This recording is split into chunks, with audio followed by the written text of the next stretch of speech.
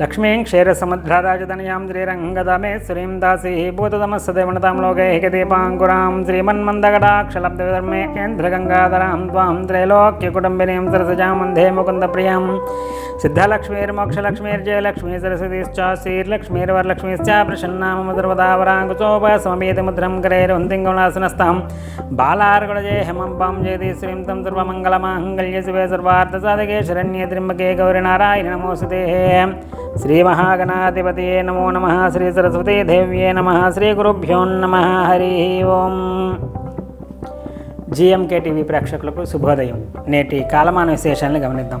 స్వస్తి శ్రీ చాంద్రమాన విశ్వావసనామ సంవత్సరం ఉత్తరాయణం హిమవంత ఋతువు పుష్యమాసం కృష్ణపక్షం తేదీ 9/1/2026 సూర్యోదయం 6:30 సూర్యాస్తమయం 5:39 వరకు. వారం శుక్రవారం తిథి షష్ఠి ఉదయం 7:05 వరకు.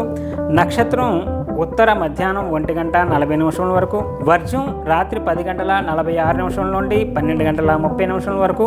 దుర్ముహూర్తం ఉదయం 8:44 నుండి 9:28 వరకు. తిరిగి మళ్ళీ మధ్యాహ్నం 12:27 నుండి 1:11 వరకు.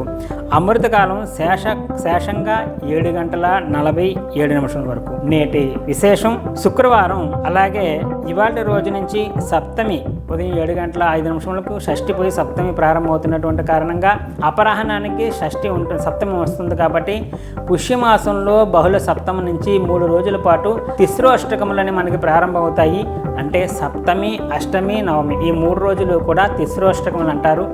మనకి ఈ పుష్యమాసంలో వచ్చినటువంటి బహుళ సప్తమి, అష్టమి, నవమి 3 రోజులు కూడా తిస్రోష్టకాల పేరుతో పెద్దలు చనిపోయినటువంటి వాళ్ళ పేరు మీద తిలతర్పణాలు అపరాహ్నం టైంకి ఉన్నటువంటి సమయం చూసుకొని తిలతర్పణాలు వదలడం వల్ల, లేదు అవకాశం లేనటువంటి వాళ్ళు చనిపోయినటువంటి వాళ్ళ పేరు మీద ఆమదానం అని చెప్పేసి బ్రాహ్మణోత్తములకు కానీ ఎక్కడైనా సరే వారి పేరు మీద స్వయం పాకాది దానాలు చేయడం వల్ల పితృదేవతల అనుగ్రహం పరిపూర్ణంగా కలిగేటటువంటి అవకాశం ఉంటుంది. పితృదేవతల అనుగ్రహం కలిగితే మనకి తొందరగా మనం అభివృద్ధి చెందగలుగుతాం. కారణం ఏంటంటే దేవత ఆరాధన చేయటం వల్ల, దేవతల ఆరాధన చాలా కోట్ల మంది చేస్తూ ఉంటారు. కానీ పితృదేవత ఆరాధన అనేటటువంటిది మీ వంశంలో పుట్టినటువంటి మహా అయితే 4-5 మించి చేయరు. కాబట్టి పితృదేవతల అనుగ్రహం ఈ 4-5 కలిగేటటువంటి అవకాశం ఉంటుంది. కాబట్టి పితృదేవతలను ఉద్దేశించి చేసేటటువంటి ఈ ఆమదానం మొదలైనటువంటివన్నీ కూడా తొందరగా మీ వంశాభివృద్ధికి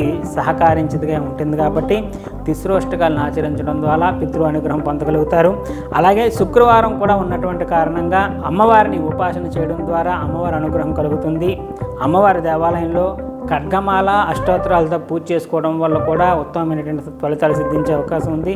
జాతకంలో శుక్రగ్రహ సంబంధించినటువంటి దోషం ఉన్నటువంటి వాళ్ళు పెళ్లి తొందరగా అవ్వడం కోసం కానీ, పెళ్ళి అయినటువంటి వాళ్ళు అన్యోన్య దాంపత్యం కోసం కానీ బొబ్బర్లు, రాజమాషం అంటారు దాన్ని, బొబ్బర్లు దానంగా చేసుకోవడం వల్ల కూడా ఉత్తమమైనటువంటి ఫలితాలు సిద్ధించేటటువంటి అవకాశం ఉంటుంది. రేపటి రోజుని శనివారం సందర్భంగా తిస్రోష్టకంలో భాగంగా రేపటి రోజు కూడా చేసుకోవాల్సినటువంటి విధి విధానాల్లో గురించి రేపటి కాలమానంలో తెలుసుకునేటువంటి ప్రయత్నం చేద్దాం. హరి ఓం తత్సత్ బ్రహ్మార్పణమస్తు. సర్వం శ్రీ ఉమామహేశ్వరార్పణమస్తు. స్వస్తి.